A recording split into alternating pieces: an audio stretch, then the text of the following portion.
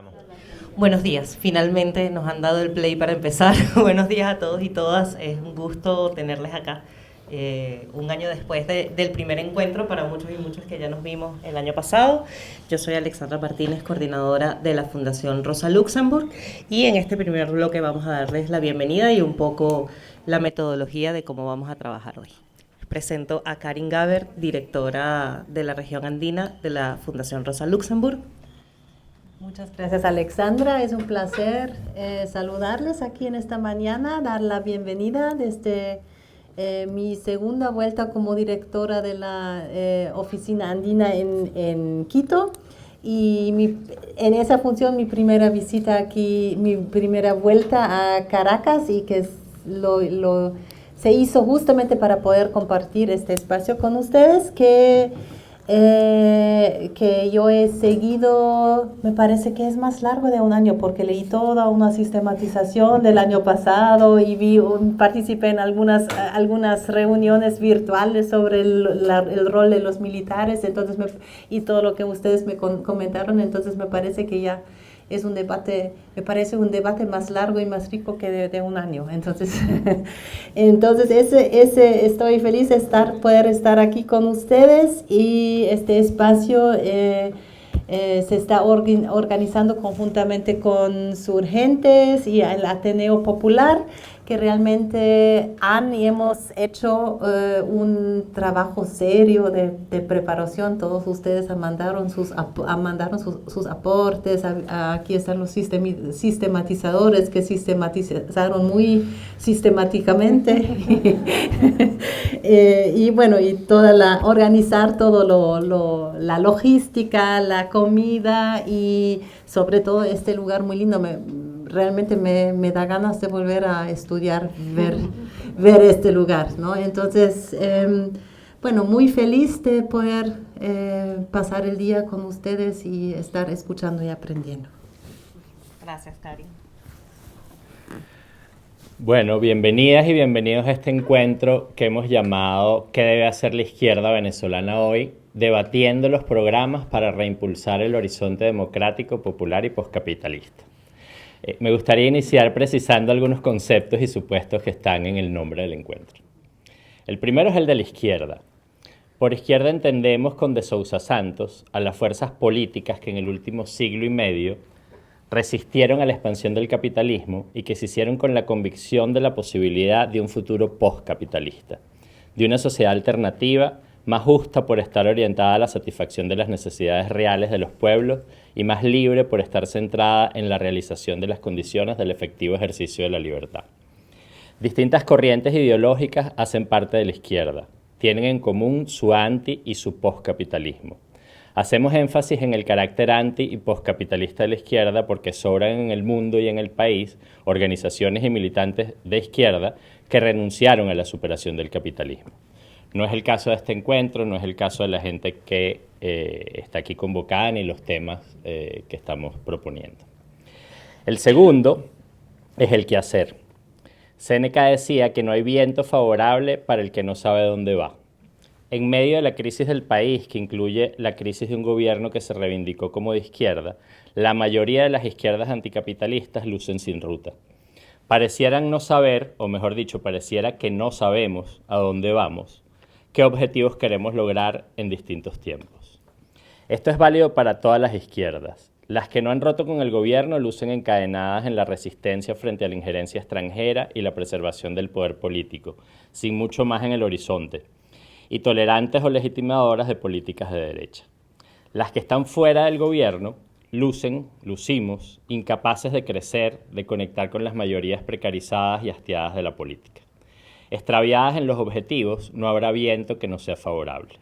Si queremos superar este momento de radical debilidad y dispersión, debemos construir objetivos claros a corto, mediano y largo plazo, y una o varias estrategias para lograrlos. Para reimpulsar el horizonte democrático, popular y poscapitalista, como dice el nombre del encuentro, es necesario estimular nuestra imaginación política. La sociedad actual nos limita el modo y alcance de nuestra manera de pensar sobre la sociedad futura. La crisis venezolana no solo precariza nuestra materialidad, sino también nuestra posibilidad de imaginar una sociedad distinta y las maneras de lograrlo. Este encuentro se propone estimular el debate para construir juntos y juntas, porque estamos convencidas y convencidos de que, tomando en cuenta el contexto, hay que crear las condiciones para hacer emerger otros futuros.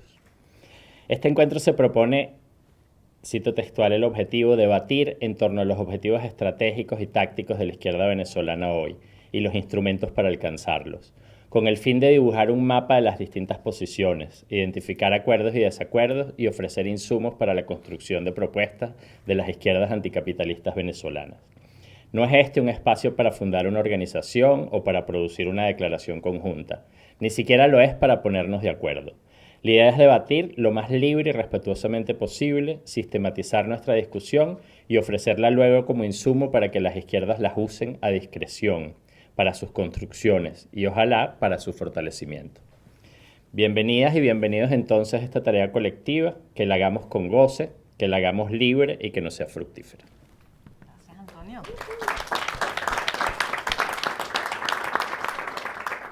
Gracias, Antonio. Después de sus bellas palabras, yo voy a contar un poquito cómo vamos a trabajar el día de hoy. Si es importante, quería, antes de empezar, darle las gracias a la Escuela de Historia del UCB, a Leonardo Bracamonte. Para nosotras y nosotros era muy importante recuperar la idea de que en la Universidad Central de Venezuela se pueden seguir haciendo debates políticos, ¿no? Abiertos, después de muchísimo tiempo. Y bueno, creo que es importante seguirle dando vida a este espacio y a estos espacios, volver a la UCB. Allí, como nos planteaba Antonio, este espacio de debate amplio, de debate del chavismo, comenzó hace más de un año, justamente preparando un espacio que inició como un balance de qué es lo que había pasado con la experiencia del chavismo en el poder, pero también del chavismo popular en cuanto a construcción de un horizonte alternativo y qué se pudo hacer y qué no. Y para eso nos reunimos el año pasado 2 días, muchos y muchas de ustedes estuvieron allí, justamente con presentaciones centrales y debatiendo entre esta idea de izquierdas amplias, y por izquierdas amplias nos referimos un poco a izquierdas que vienen del chavismo, otras que no vienen del chavismo, que están a favor o en contra, que están adentro o afuera, justamente dar esa idea de que la izquierda no es única, y siempre con este perfil del anticapitalismo como horizonte. De ese primer encuentro tuvimos una grabación, tuvimos una serie de productos, de documentos, y este año, pensando justamente en la construcción de un grupo de trabajo, hemos seguido teniendo espacios ya virtuales de discusión de algunos temas muy concretos que nos parecía interesante para ampliar esta mirada. Una mirada que no se trata de ser una mirada que aplane la lectura sobre el país, sino que justamente pueda enriquecerse desde la diversidad del anticapitalismo, de los feminismos, de los ecologismos, de las distintas luchas que se pueden articular en este momento y en la coyuntura no solamente de nuestro país, sino de la región y del mundo. Entonces, un poco el espíritu de trabajo del día de hoy es una reunión asamblearia en donde podamos participar en función del trabajo previo que hemos hecho, como a todos y todas les llegó, quienes están aquí. Se hizo una consulta previa también en función de los intereses y de las perspectivas que nos habían quedado pendientes el año pasado, una consulta previa sobre 3 preguntas, ¿no? Que tenían que ver con objetivos a largo, mediano y corto plazo, y sobre los instrumentos para lograrlos. Los instrumentos suelen ser el coco de los debates, ¿no? Les debemos con un poco de cuidado al debate sobre los instrumentos. Y la mayoría de ustedes respondieron en mayor o menor medida y se realizó un trabajo de sistematización, que es con lo que vamos a abrir esta jornada de plenaria, ¿no? Un documento que ustedes también tienen, sistematizando un poco cuáles fueron los elementos que se recogieron de este trabajo previo de la encuesta. En función de esos resultados fue que diseñamos la propuesta de agenda, priorizando algunos temas claves a través de preguntas generadoras. Allí ni siquiera, o sea, obviamente no vamos a discutir, no tenemos chance de discutir todo lo que salió en la sistematización, pero así algunos elementos que pensamos que en las distintas respuestas fueron centrales, había interés en el debate, elementos comunes y no comunes, elementos que no nos entramparan en un debate sin fin, sino cosas que pudieran enriquecer justamente esta mirada y estas perspectivas, ¿no? El único insumo previo que tenemos en este espacio es justamente la información aportada por quienes estamos aquí. A partir de estas preguntas generadoras, todos y todas tienen la agenda que les dimos impresa. Vamos a tener algunos bloques, ¿no? Un primer bloque justamente luego de la presentación de Antonio, que será un debate corto sobre el sentido, la utilidad y la pertinencia de pensar en un programa de la izquierda venezolana hoy. Un segundo bloque que tiene que ver con los objetivos a largo plazo 2024-30, 2030. Un tercer bloque, un tercer debate que tiene que ver con los objetivos de corto y mediano plazo y el tema de las estrategias para pensar en la calidad y la eficacia política de las izquierdas. Y un último debate que tiene que ver con los instrumentos para impulsar un programa, ¿no? Con algunos de los temas priorizados que salió de la sistematización. Nos parece importante cerrar la tarde justamente haciendo un balance de la jornada y pensando en la continuidad del espacio. O sea, nos parece que es muy importante un espacio de debate que, aunque no tenga resoluciones demasiado concretas o específicas, sí sea un espacio que se mantenga vivo desde la necesidad del debate de las izquierdas. Y allí un poco la dinámica va a ser justamente derechos de palabras abiertos, no más de 5 minutos, los vamos a estar recordando el tiempo para que todos y todas tengamos la posibilidad de hablar. Recordamos que es un espacio, bueno, en donde invitamos, dadas a las distintas posturas que tenemos, un clima respetuoso y de confianza entre todos y todas. Tenemos también, aunque tengamos posturas distintas en algunas cosas, confiamos en la posibilidad política que tenemos acá de habilitar la palabra, ¿no? Como posibilidad de construcción. Entonces, bueno, allí nosotros y nosotras, Antonio y yo, Luis, vamos a estar facilitando el debate en función de las preguntas generadoras que les presentamos. Eso sería todo de mi parte y le daríamos la palabra a Antonio, que nos va a presentar los elementos centrales de la sistematización para que la tengamos como base para iniciar el debate de hoy. Bueno, gracias.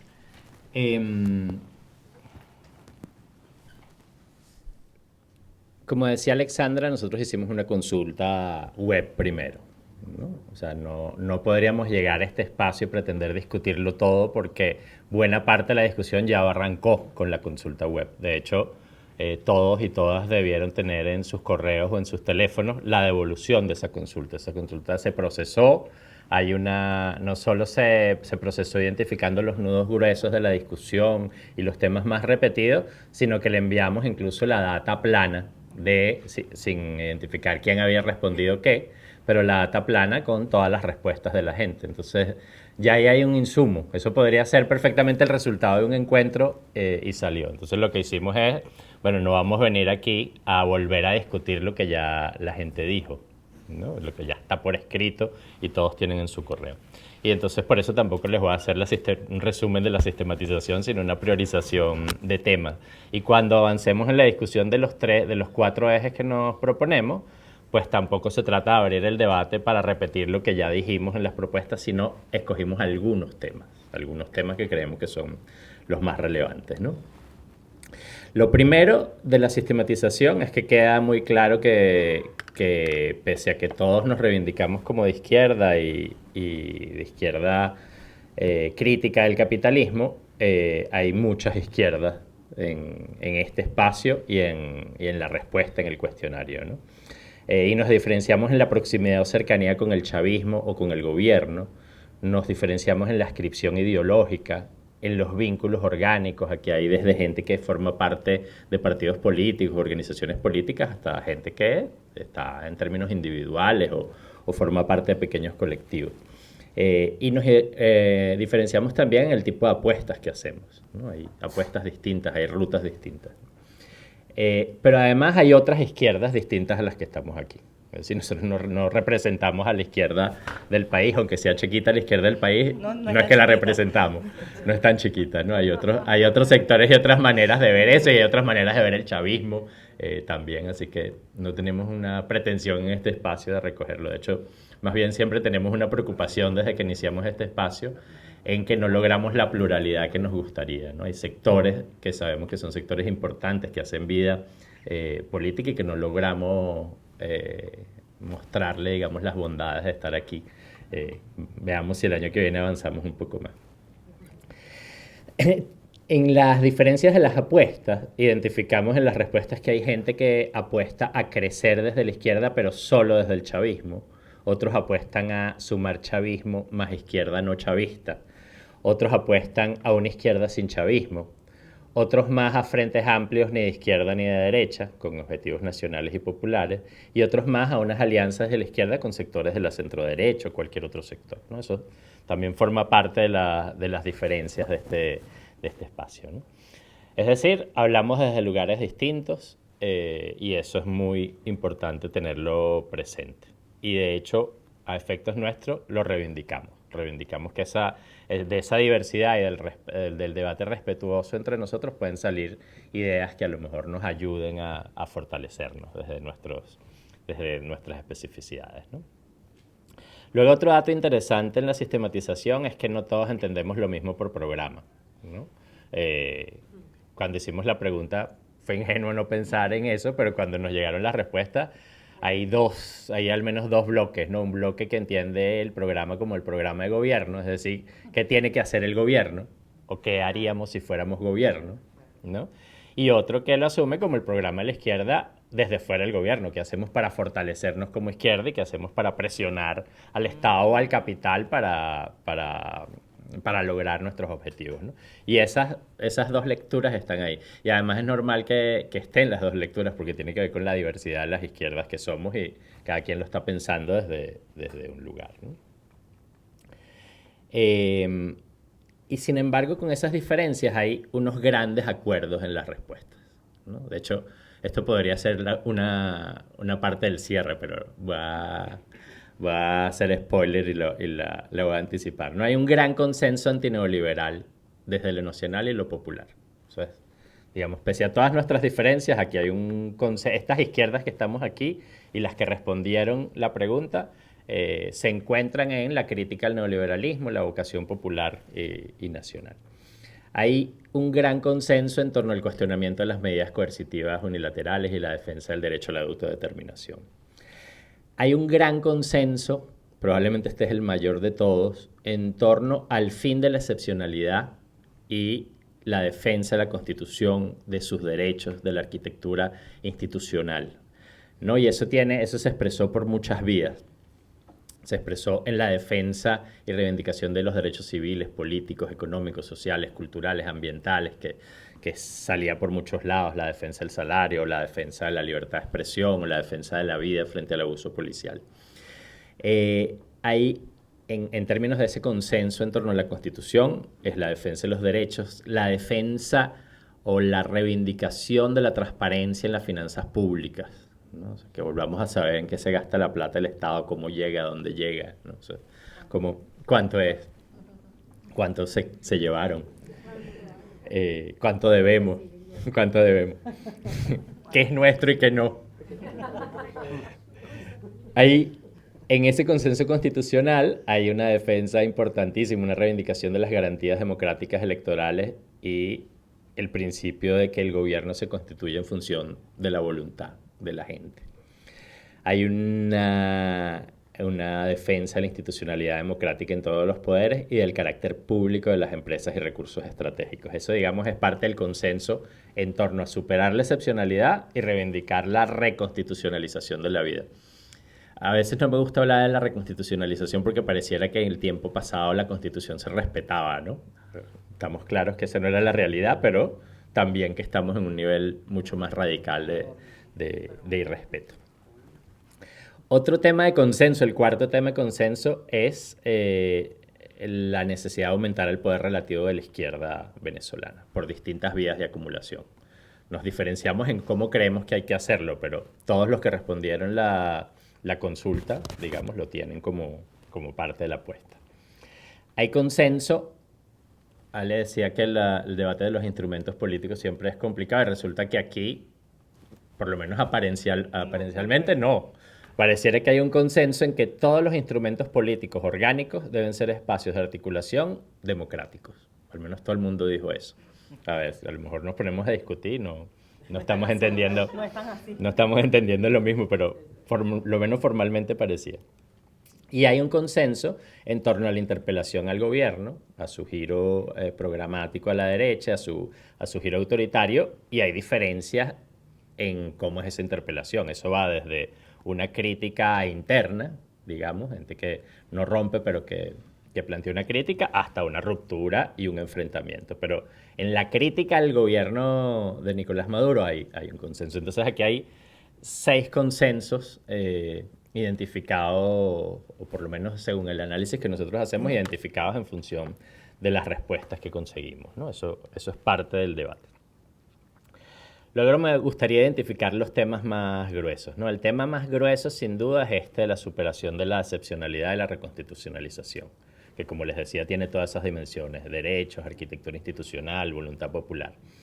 Y la excepcionalidad, que es producto de la acción de la derecha, digamos, de una derecha que no solo conspiró, defendió las medidas coercitivas internacionales, proclamó un presidente de la República y logró que una parte de la comunidad internacional reconociera, digamos, que empujó hacia la excepcionalidad y que es parte fundamental de la excepcionalidad, y una excepcionalidad del Estado como respuesta a esa conspiración y como lógica de sobrevivencia interna. Un Estado que decidió prescindir de la Constitución y las reglas del juego que nos dimos como país a partir de la Constitución, ¿no? Eso es un tema central, probablemente el tema que más generó articulación.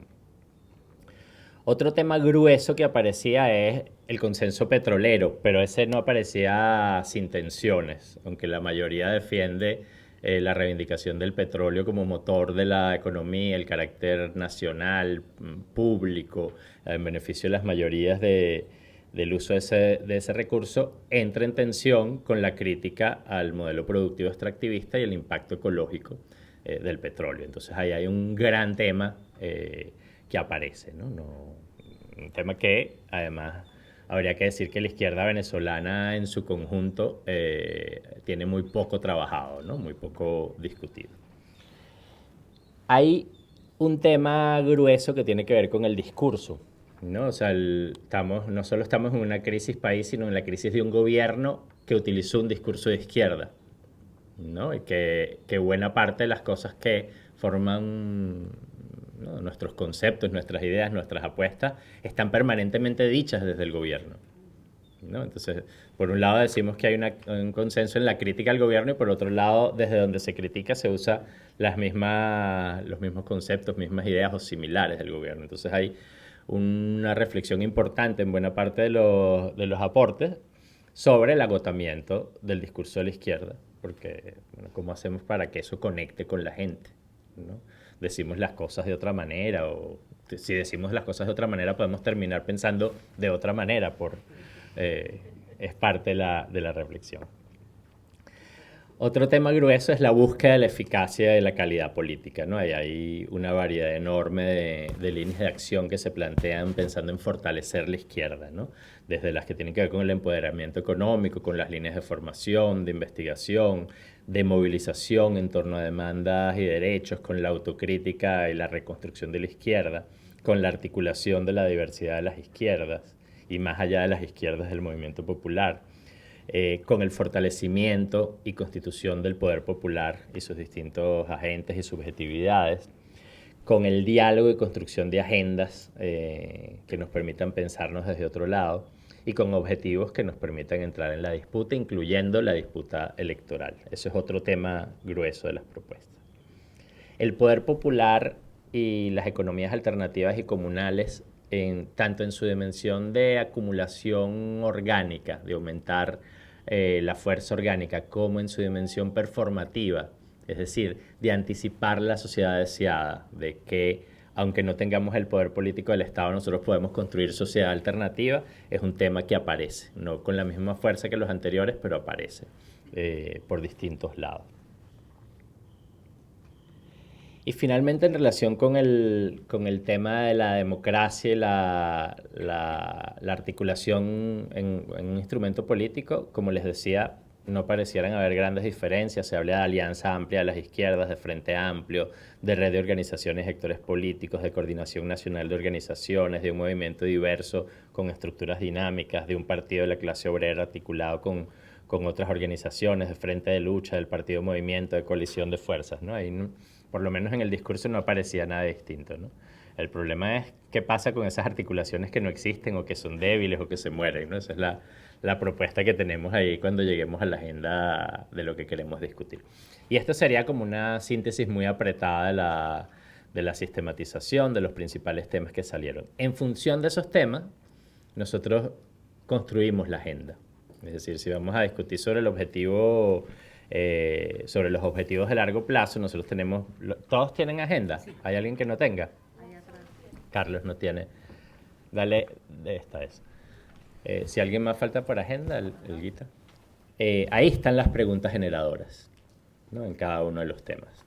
Entonces, bueno, podríamos arrancar de una vez con la primera pregunta generadora, que no tiene que ver todavía con los objetivos ni de largo, ni de corto, ni de mediano plazo, sino que es sobre cómo les pareció el ejercicio de responder el cuestionario sobre el programa. ¿Qué utilidad o dificultades encontraron? Y si tiene sentido, utilidad, pertinencia, construir uno o varios programas de las izquierdas venezolanas hoy. Y esta pregunta no es solo para romper el hielo y empezar a ver empezar a darles la palabra, sino porque primero nos sorprendió que hubo un número importante de no respuestas.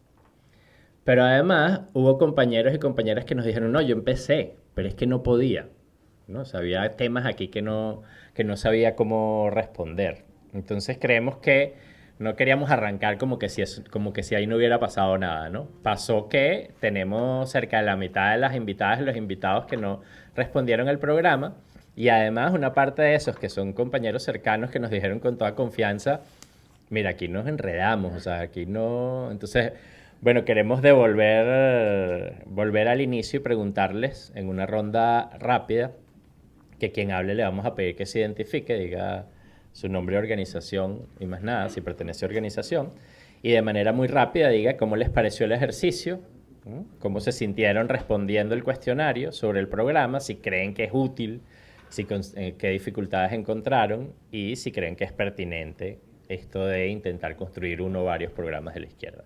Alexandra va a estar dando el micrófono y tomando el tiempo también. Aunque la norma que proponemos son 5 minutos máximo de intervención, en esta primera ronda les pediríamos que fueran intervenciones mucho más cortas, ¿sí? Entonces, bueno, está abierto el derecho de palabra. Bueno, yo soy Carlos Lazo, del Partido Comunista de Venezuela. Yo quiero intervenir porque yo fui uno de los que no respondí la pregunta. Y no la respondí no porque me parezcan triviales o preguntas que no... Me parece importante, además, yo saludo pues el esfuerzo que ha hecho estos camaradas por esa sistematización importante de todo lo que nosotros hemos pensado y hemos dicho, pues, por lo menos lo que respondieron la pregunta. Pero no la respondí porque de golpe tenía una cantidad de actividades, etcétera, no podía sentarme a responderla pues, concretamente, pero sí me parecieron importantes porque eso sirvió de base para toda esta sistematización que sí la leí completa.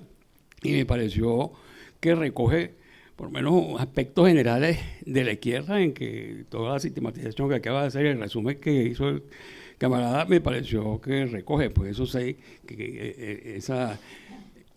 ese consenso que hay sobre esos 6 temas. Eso me parece muy importante desde la perspectiva de la izquierda, que creo que inclusive es uno de los pocos momentos en los cuales la izquierda piensa...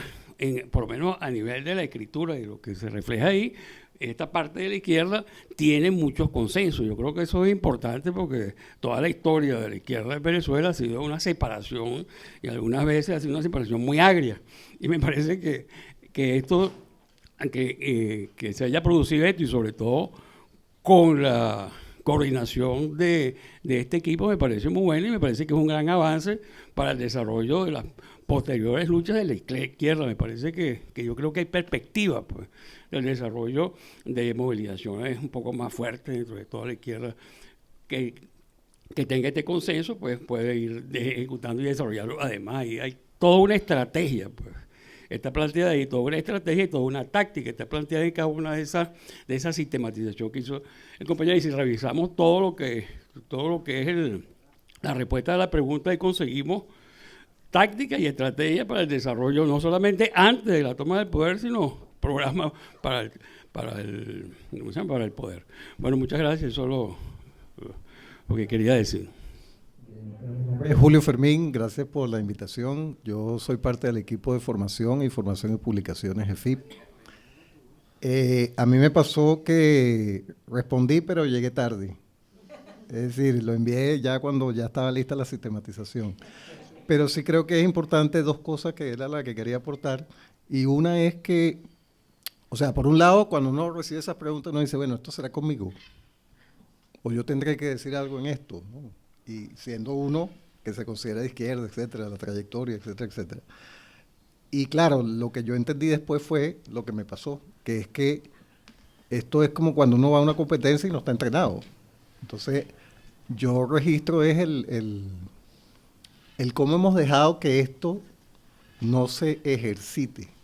Entonces, claro, uno no está entrenado para inmediatamente caer y empezar a soltar ahí el montón de cosas que puede tener en la cabeza, que las tiene efectivamente, como pasó en el archivo plano, ¿no? Que está un montón de cosas que todos tenemos en la cabeza y que soltamos, y el instrumento, pienso yo que muy positivo, ayudó a soltar. Y bueno, felicitaciones por la sistematización, pero creo que efectivamente hay la necesidad de multiplicar y ejercitar permanentemente este tipo de preguntas y debates. Buenos días, Gabriel Salazar, caraqueño y aquí de la UCB también. Yo soy de los que respondí, también considero que soy de los cercanos, ¿no? Pero para mí fue chocante la invitación, la encuesta, y todavía estoy como recuperando.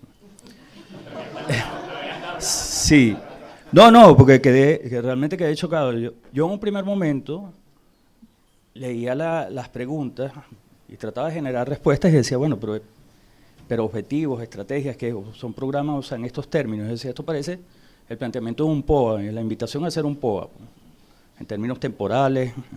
El POA tiene en estos años en Venezuela un peso específico, quienes vienen, digamos, de la actividad institucional, pero incluso también de las organizaciones, porque es importante, ¿no?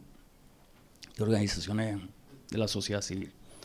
Entonces, claro, ahorita con tu introducción, Antonio, yo entiendo que hubo respuestas claramente. Ya yo veía que el tema venía por ahí, que hubo quienes respondieron con una perspectiva de, digamos, de un programa de qué es lo que tenía que hacer el gobierno, o se tenía que hacer desde el poder, ¿no? O sea, en términos hegemónicos, una posición hegemónica de control. Y yo claramente respondí desde la otra cara, y de hecho me afirmo en el otro espacio. Cuestión que además me trae problemas, porque digo, bueno, ¿qué tanto me aleja esto del resto de los compañeros, del resto de las izquierdas que estamos aquí? Entonces, bueno, ese es el proceso con el tema del programa. Más allá de que tal vez hubiese podido no ser ingenuo, como tú dices, y precisar más las cosas, yo creo que ahí hay una cuestión fundamental. El otro asunto creo que tiene que ver y que se va a expresar, se expresa después en la consulta y tal vez en el día de hoy, que viene más adelante, porque ya lo mencionabas, el tema del chavismo, las lecturas del chavismo. ¿Qué es el chavismo? Yo creo, digamos, si consideramos, ponemos sobre la mesa el asunto de la discusión de la incorporación de otras izquierdas que nunca fueron chavistas. Yo, como apuesto al chavismo, creo que el chavismo, o sea, hay una lectura del chavismo como experiencia y hay otra lectura del chavismo como promesa, que es a la que yo además, porque creo que las promesas son maleables, se pueden actualizar y se pueden convertir en la base amplia para todas las izquierdas, digamos, un proyecto popular y de transformación social.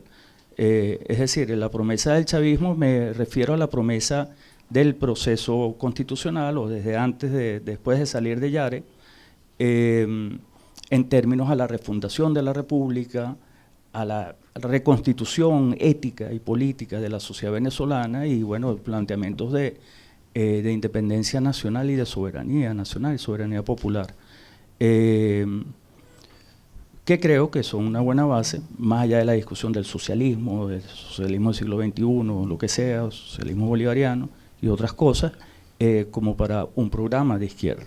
Finalmente, el programa de izquierda yo lo leo, y aquí hay otro elemento, es como una hechura popular.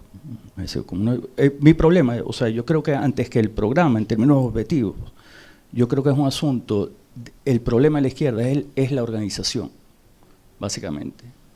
Esa interacción, esa construcción, o sea, la organización de la izquierda y la organización, digamos, popular. Y en torno ahí, y a las luchas y los conflictos, edificar un programa. Bueno, yo siento que hay una necesidad de asumir con más profundidad y más radicalidad el hecho de que eso que llamamos izquierda o que se ha llamado socialismo, etcétera, no en Venezuela, sino en el mundo, está en una profunda crisis. Una profunda crisis que atraviesa la política, la organización, la epistemología, que atraviesa los imaginarios de futuro, que atraviesa los patrones de conocimiento, los conceptos, las categorías, que atraviesa el hecho, que se expresa en el hecho de que hoy en prácticamente la totalidad del planeta la izquierda está muy arrinconada, que sigue avanzando la extrema derecha en todas partes, que estamos permanentemente sorprendidos por las cosas que pasan, y esta sorpresa yo creo que es expresión de nuestra incapacidad de entender el mundo tal como existe en la actualidad.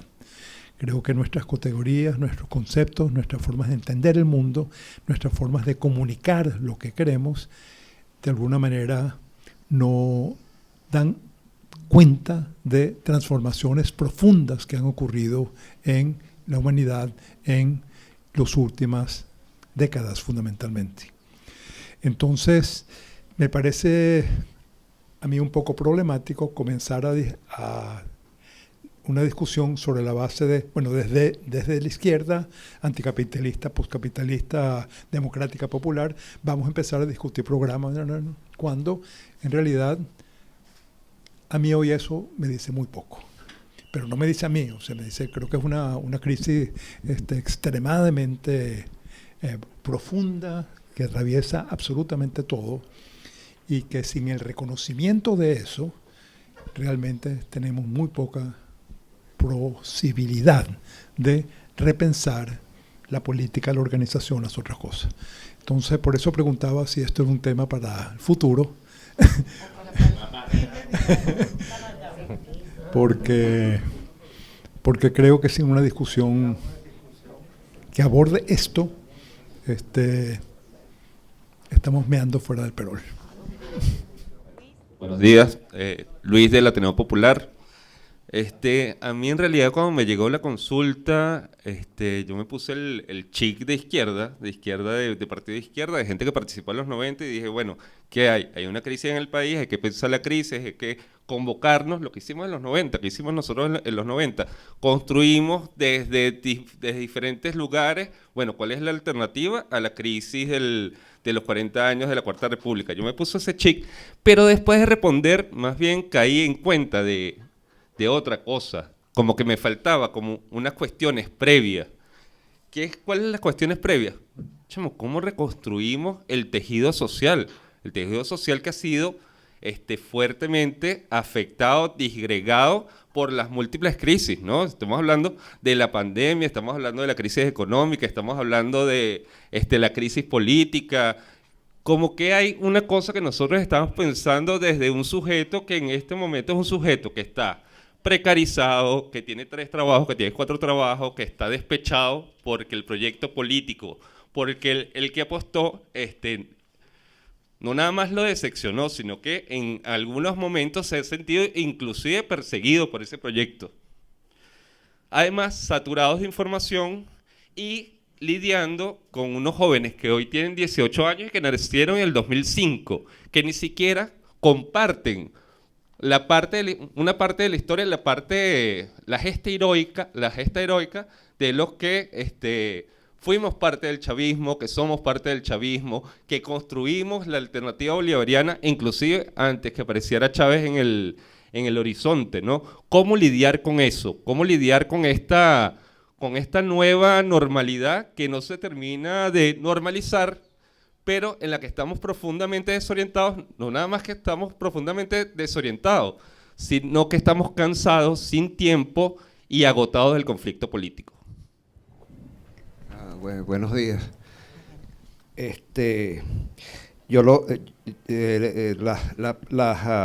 Mi respuesta a las dos preguntas generadoras es uno, sí, que me pareció muy positivo el cuestionario. Y si tiene sentido, utilidad, pertinencia, construir uno o varios programas, sí, claro que sí. Parto de que, dicho en términos psicoanalíticos, más que una demanda específica, o sea, quiero pan, quiero un programa, es más bien como un deseo. Ustedes saben que el deseo va más allá de la demanda, es como una pulsión, es algo allí que, y creo que tiene que ver, va más allá de la demanda y de la necesidad. Yo escribí en estos días un artículo para Porra que se llamaba La lucha por la identidad. O sea, ¿qué carajo es eso de ser de izquierda en esta época, en este país, en esta crisis? ¿Por qué? Porque yo miro para los lados, por lo menos los compañeros de mi generación, que empezaron a militar en la década de los 70. Bueno, a mí me mandaron a hacer un partido en Caricuao, yo de 20 años. Y era yo solito, en el 76. En ese momento yo era de izquierda porque tenía una serie de razones para ser de izquierda, incluso yo era específicamente militante del MIR. Ahorita yo veo para los lados y los compañeros de mi generación, muchos están con María Corina, algunos están como una suerte de socialdemocracia que no se reconoce como tal. Otros, bueno, son militantes del Partido Comunista y como tal, por ejemplo, hay una figura ahí que a mí me produce repelús, que es la figura de Stalin. Otros son amigos míos, trotskistas, que muy bien, mucho respeto hacia la figura de Trotsky, pero ya es como... Trotsky es como los recuerdos del cafetín de la universidad, pues, ¿no? No toda la experiencia que vino después. Y ¿qué tal, María? Estoy sacando mi cédula. Y eso es importante, porque, por ejemplo, el compañero hablaba de la generación de los 90. Yo creo que parte de la recuperación de la identidad es ver la historia, es ver las tradiciones en una onda hermenéutica, una onda incluso gadameriana, que hay universitarios, ¿saben de lo que estoy hablando? O sea, nuestra cultura es como un acumulado de tradiciones y que vienen de generación en generación y que de alguna manera influyeron en nuestra formación. Yo para entrar a militar tenía que leer una bibliografía de 10 libros. Ya los muchachos que yo incorporé al partido en los 80 ya no leían ningún libro, a menos que uno le dijera, le pusiera la cuestión. Ya la generación de los 90, el movimiento estudiantil, ya no leía ningún libro. O sea, es un proceso bien extraño.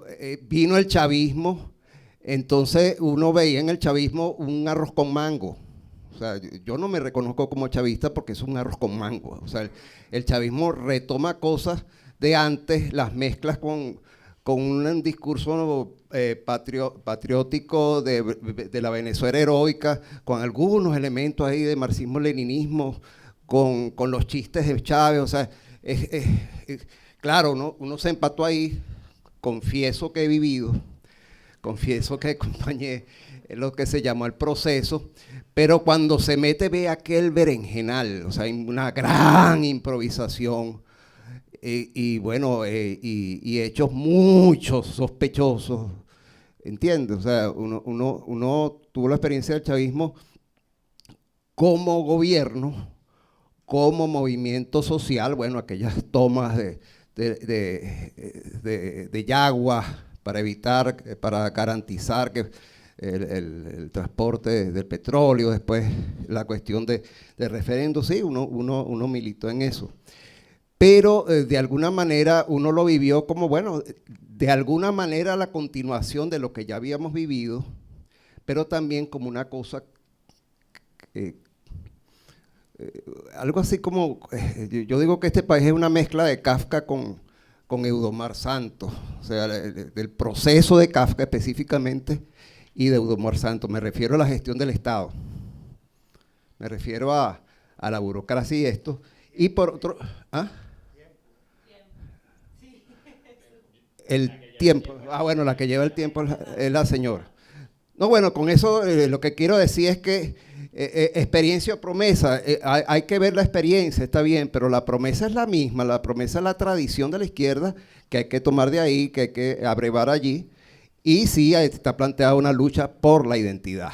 ¿Qué carajo es eso de ser de izquierda? Bueno, muy buenos días a todos. Carlos Durich, de TUI-TV. Yo fui de los que respondió, y respondió pensando desde la izquierda, pues, no pensando que estaba en el gobierno, porque básicamente no lo estamos y creo que ninguno acá lo está. Y yo respondí desde una tradición política en la cual para mí programa significa algo muy específico, ¿no? Y por eso valoro el hecho de preguntar, y creo que tiene un amplio sentido. Para mí los programas políticos en general tienen dos horizontes básicos, ¿no? O se basan o se fundamentan en dos pilares básicos, que uno es la vocación de poder y otra es la claridad sobre la realidad que vivimos. O sea, todo programa busca eso en el fondo, ¿no? Precisamente necesitamos saber qué pasa en la realidad para saber cómo proceder con la realidad. Y generalmente los programas se basan en dos elementos también muy básicos, que es táctica y estrategia, hechos y acciones, y tienen el objetivo de convocar, movilizar, agitar, concientizar y revolucionar, ¿no? Eso es como un esquema básico de todo programa. Y yo creo que hoy nosotros, y a izquierda en general en Venezuela, como carece de todo eso, o sea, precisamente el problema que nosotros hoy tenemos es un problema de agitación, organización, convocatoria, movilización y concientización. Eso no es un secreto para nadie. Como ustedes, como creo que decían al inicio, tenemos una dificultad en convocar y emparentar con las bases sociales, con las fuerzas sociales. Y en ese sentido, la construcción de un programa es una cosa, pero de principios, pues. O sea, algo que ni siquiera debe cuestionarse, me parece a mí. Y por eso insisto en el valor de lo que se hizo.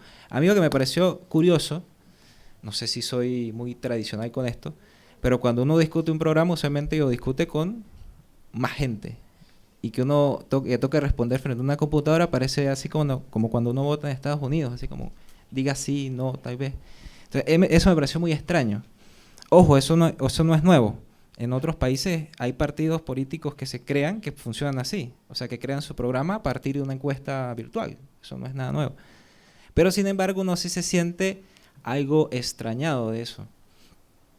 Recientemente me tocó participar como en la construcción de un programa de una organización comunal aquí en Venezuela, y algo que noté es que mucha gente de la izquierda, muchos compañeros y compañeras de la izquierda, muchos movimientos sociales, pues no están como muy emparentados con la tradición que significa un programa. O sea, no hay muy poco o hay mucho desconocimiento de qué es un programa o para qué sirve un programa, ¿sí?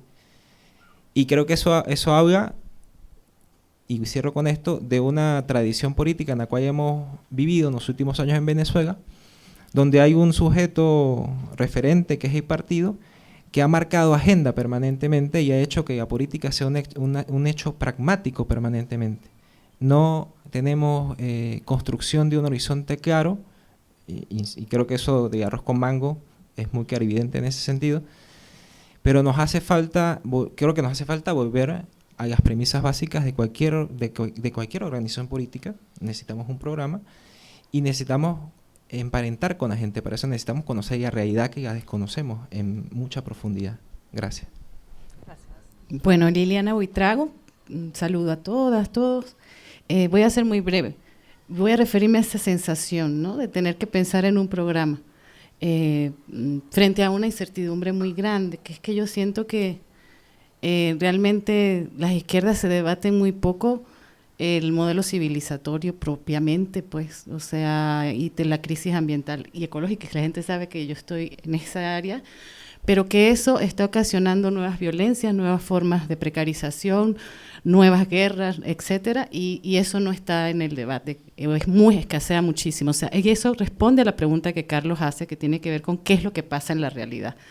Entonces partimos de algo en donde hacemos así, decimos, eso será para después, eso lo podríamos postergar, pero la realidad es que cada vez es más inminente, está allí y no lo debatimos. Y eso entonces, claro, cuando uno se siente a hacer y a responder algo como un programa que un programa necesita una estabilidad, una certidumbre de alguna forma, saber que algo puede estar y ocurrir por un tiempo así, pero no debatimos nada sobre la incertidumbre que estamos atravesando, sobre, digamos, esa incertidumbre, incluso indefinición de hacia dónde estamos yendo, ¿no? O sea, eso es una realidad. Estamos haciendo predicciones sobre algo que, no, esto es colapsista, lo siento mucho, discúlpenme, pero ya la gente sabe cómo soy y el que me invita ya sabe para qué me invitan, pero sí me parece fundamental porque el manejo que hubo sobre la pandemia determinó la radicalización de muchos sistemas, del sistema político global, o sea, de las formas en las que se responde frente a muchísimas cosas que tienen que ver con la cotidianidad de la gente, e incluso podría dar respuesta también ese manejo y las crisis que estamos afrontando a ese ascenso de la extrema derecha. Y a por qué, por ejemplo, se pueden incrementar los regímenes autoritarios y las violencias por las nuevas formas de extractivismo en mar adentro, como está ocurriendo con el conflicto con el Esequibo, etcétera, porque mientras más difícil sean extraer los commodities, mayores violencias vamos a experimentar.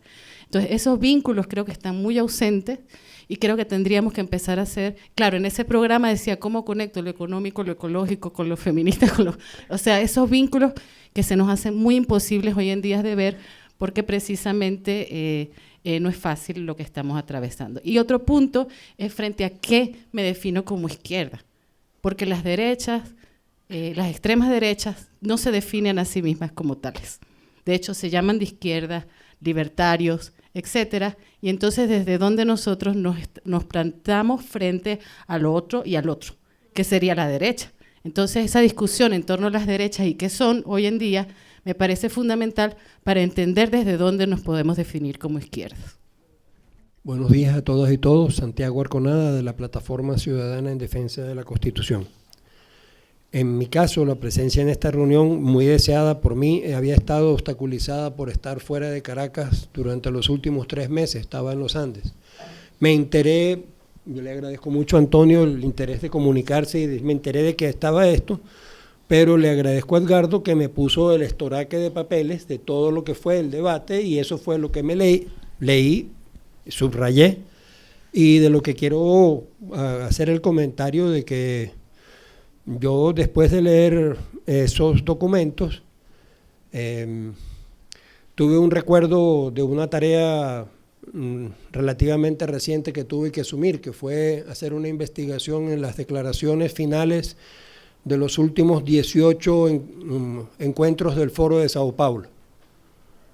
Y tuve esa desagradable sensación de sentir enlistados los descriptores políticamente correctos de lo que sería, pero sorpresivamente en ninguna parte de los documentos encontré un sitio para llorar, encontré un sitio para decir, Dios mío, ¿cómo vamos a hacer para dar a entender que nosotros también estuvimos ahí, que nosotros formamos parte de ese caldo que en un momento determinado se transformó en la mayor pesadilla y tuvimos que ver con eso e hicimos cosas muy valiosas de las que nos sentimos muy orgullosos, pero esas cosas muy valiosas nos las quitaron de la mano un grupo de milicos milicos de toda la vida, corruptos y de derecha que jamás supieron, y nos la quitaron.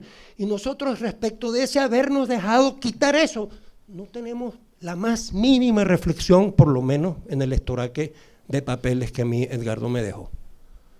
Entonces yo me preparé para una reunión políticamente correcta, donde hay que, más o menos, pero donde no se puede, o sea, donde a lo mejor no hay cabida para decir nosotros en qué medida tenemos que ver con lo que se le hizo al pueblo de Venezuela con los ojitos de Chávez.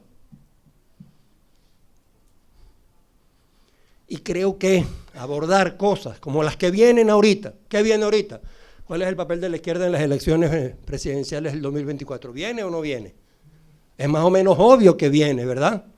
Es más o menos obvio que para una cosa tan central en la vida del país, ahí tendría que tener eso que llaman izquierda una oposición.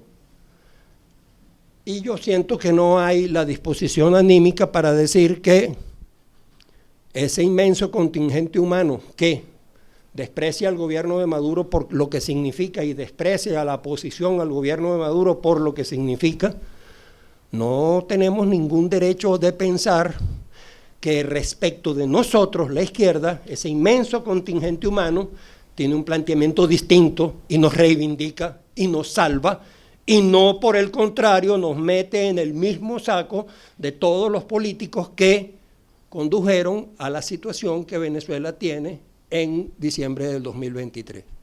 Esa ausencia total del espíritu autocrítico de decir, en esta pesadilla tenemos que ver, es muy importante nuestra participación en la consolidación del culto a la personalidad, en la consolidación de la falta de espíritu autocrítico, en la negativa a denunciar la tortura cuando ella ocurría, en el silencio frente a lo de Albán, frente a lo de Costa Arévalo, en cantidades de circunstancias puntuales y concretas. Eso de ser de izquierda pareciera que no operó y no salen los papeles, objetivamente no salen los papeles. Bueno, yo intentando responder la pregunta, ¿no? Yo ayudé a construir las preguntas del cuestionario, pero cuando las estaba respondiendo, la primera sensación es, yo soy muy ignorante como para responder la magnitud de las cosas que habría que plantearse aquí, ¿no? Y, digamos, no tengo la preparación suficiente para decir, más allá de la puesta a la vía comunal del socialismo, qué deberíamos hacer, qué debería hacerse en términos económicos, ¿no? O para responder, bueno, en este momento, ¿qué es esa, cuáles son las medidas que hay que tomar en un país cuya economía está colapsada, ¿no? Esa fue mi primera sensación. Pero en el camino me fue envalentonando y fui como asumiendo, bueno, es que tiene que pasar algo en 3 años, tiene que pasar algo en 6, aunque sea que tengamos 5 diputados de izquierda. Y cuando digo 5 diputados de izquierda, pueden ser gente que es militante del PSUV que decidió decir lo que piensa, ¿no? Probablemente lo voten muy rápidamente, o gente de organizaciones de izquierda que logran entrar a la asamblea, porque yo recuerdo, yo soy de la misma generación que Luis, un poquito más viejo, que en los 90 3 diputados de izquierda hacían política, ¿no? 3 diputados de izquierda en el Congreso iban y sacaban a los presos, daban declaraciones, servían como un núcleo para hacer política. Un alcalde de izquierda, cuando empezó la descentralización, un alcalde de izquierda empezaba a abrir juego político. Digamos, cuando tenemos que reconstruir la historia de la caída del puntofijismo, esos pequeños núcleos de inserción en el aparato de Estado fueron muy importantes para conectar con la gente. Entonces, bueno, yo no sé si la izquierda, o mejor dicho, yo concuerdo con que la izquierda puede estar en crisis, ¿sí? Como señala Edgardo. Pero la crisis no significa inexistencia. Hay unas coordenadas mínimas, ¿no? Hay una reivindicación de lo público estatal y de lo público no estatal. Hay un cuestionamiento a la lógica privatista y de mercado y de impacto sobre los derechos, impacto del capital sobre los derechos, que de alguna manera en oposición nos ayuda a definir unas mínimas coordenadas, aún en medio de la crisis. Entonces, esa identidad que a lo mejor está golpeada, nos existe aquí, y tener objetivos concretos a mediano, corto y largo plazo nos ayuda a salir. Esa fue la segunda parte de mi sensación. La primera es soy muy ignorante, pero la segunda es necesitamos tener objetivos, cosas que nos jalen y que digan yo voy a trabajar para eso. Ahorita no somos nada, pero podemos ser algo en 3, 5, 10 años. Podemos ser algo, podemos incidir en la política, podemos existir como fuerza política, que no es verdad que existimos hoy en términos de nuestra discapacidad. Esa fue mi sensación. Buenos días a todos, Lenín Brea, del colectivo Mentecupa. Participé también en el análisis y elaboración de la encuesta. Quería hacer una precisión interpretativa. Es verdad que hay como dos grandes grupos de programas, los que podríamos llamar programas de gobierno. Quería decir que tienen también mucho valor porque parte importante de un programa político son las banderas que se levantan. Estos programas, que podríamos llamar programas de gobierno, también podríamos llamarlos ofertas políticas. ¿Por qué? Porque se basan en cosas como recuperar la educación pública, recuperar la salud pública, disminuir la pobreza. Todo este conjunto de cosas uno podría decir que se pueden realizar desde el gobierno, pero también son parte importante en los programas políticos la oferta política que la organización le hace a la gente, ¿no? Entonces, cuando leemos estos programas que tienen varias banderas de lucha, podemos interpretarlos como programas reivindicativos que están muy bien, porque como les digo, creo que parte importante de todo programa político son las banderas por las cuales se va a luchar, ¿no? Decirlo sobre todo porque eso no implica que hayan sido como respuestas malas o negativas, sino que incluso dan cuenta por su magnitud de que parte del problema que tenemos es que estamos buscando banderas por las cuales luchar, y parte de esa búsqueda, según mi interpretación, tiene que ver con que todos reconocemos el lugar de crisis en que está la izquierda a nivel global.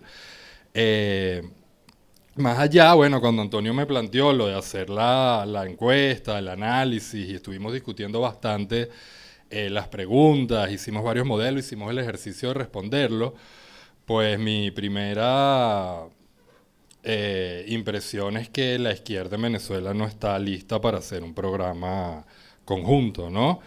Pero bueno, pensando un poco la cosa, me acordé del 5% histórico de la izquierda, que en realidad, bueno, a veces ha sido un poco menos. Cuando Betancur fue bastante más, yo creo que puede llegar a haber sido un 15%, porque el Partido Comunista ganó en Caracas, etcétera, etcétera. Son datos poco conocidos, pero que son hechos.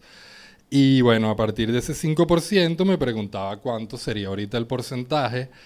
En todo caso, después de reflexionar un poco, lo que me parece muy interesante del ejercicio es que nos coloca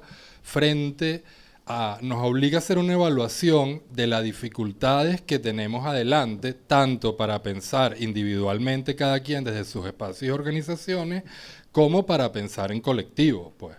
Porque lo que queda de ahí es precisamente, o lo que me quedó a mí es un análisis de la dificultad, de lo lejos que estamos de estos objetivos, y a la vez, de alguna manera, un poco citaban por ahí el psicoanálisis, yo creo que tiene que ver con eso, pues de alguna manera es como una especie de cachetada al deseo, que lo hace ser ambicioso, ¿no? Porque en realidad lograr un programa de izquierda para toda la izquierda venezolana, yo creo que es un objetivo ambicioso no en términos individuales, sino en términos colectivos, y con esa meta en la cabeza fue que hice mi respuesta del cuestionario, es decir, pensando, esto es algo a largo plazo, pero es importante empezar a desear, así sean cosas que de momento parecen irrealizables. Bueno, buenas, yo soy Martalía Grajales de Surgentes. Respecto a esta primera pregunta corta, para una respuesta corta, ¿no? Sobre cómo me pareció el ejercicio de responder y si tiene algún tipo de utilidad, creo que, digamos, me parece muy interesante además como este espacio de poder compartir cómo nos sentimos respecto del ejercicio, y veo además que ese primer sentimiento de, digamos, abrumador, ¿no? Al enfrentarnos a esas preguntas, creo, lo explico en todo caso desde mi posición personal, en que la crisis ha sido de tal magnitud que de alguna manera nos ha dejado inmovilizados, ¿no? Hemos estado, digamos, pensando demasiado en cómo vivimos, cómo se expresa la crisis en nuestra vida, en la vida de la gente con la que militamos, en la vida de la gente con la que luchamos, y de alguna manera hemos perdido la ofensiva, ¿no? Y hemos dejado de pensar, no solamente nos hemos centrado tal vez mucho en cómo se expresa la crisis y no qué hay que hacer frente a esa crisis. En ese sentido, creo que una utilidad que encuentro valiosísima del ejercicio es que nos permite, digamos, recuperar o pensarnos en recuperar la iniciativa política y la necesidad de pensar en el qué hacer de cara a eso en que tenemos muchos años masticando sobre cómo nos ha ido, ¿no? Degradando en el ejercicio de cada uno de nuestros derechos. Así que bueno, que reivindico el ejercicio porque nos permite eso, recuperar la iniciativa y pasar a la ofensiva. Bueno, Thais Rodríguez, del Comité por la Libertad de los Trabajadores Presos. Decir también que reivindico el ejercicio. Honestamente, cuando comienzo a leer, me dio como miedito. Yo dije, bueno, obvio, no tengo la preparación para responder todo esto, pero luego me fui inspirando. No pude responderlo completo por falta de tiempo, lo asumo, y digo que me fui inspirando porque considero que un programa es la propuesta, es lo que deseamos, qué le proponemos a la gente para el futuro. Y bueno, el programa en primera instancia no pasa por tener la fuerza. Aspiramos tener la fuerza y hay que construirlo, pero tener el programa también ayuda a ir construyendo esa fuerza, porque cuando vamos a hablar con la gente, ¿qué le vamos a decir como futuro? ¿Qué le vamos a plantear? Que eso tenemos que tenerlo claro, ¿no?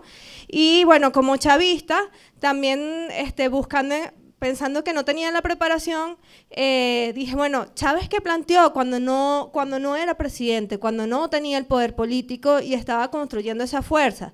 Y está la Agenda Alternativa Bolivariana. Ahí eso me parece un documento importante a revisar, porque incluso da cuenta de cuánto también hemos retrocedido, tristemente. En la agenda bolivariana hay unas propuestas como esenciales, unas ideas fuerza que tienen total relación con el contexto que está viviendo Venezuela. Y bueno, voy a brevemente algunas noticas aquí que hice de la agenda. Decía, por ejemplo, frente al poder constituido, planteo sentar las bases de un nuevo poder nacional constituyente, un Estado democrático, popular.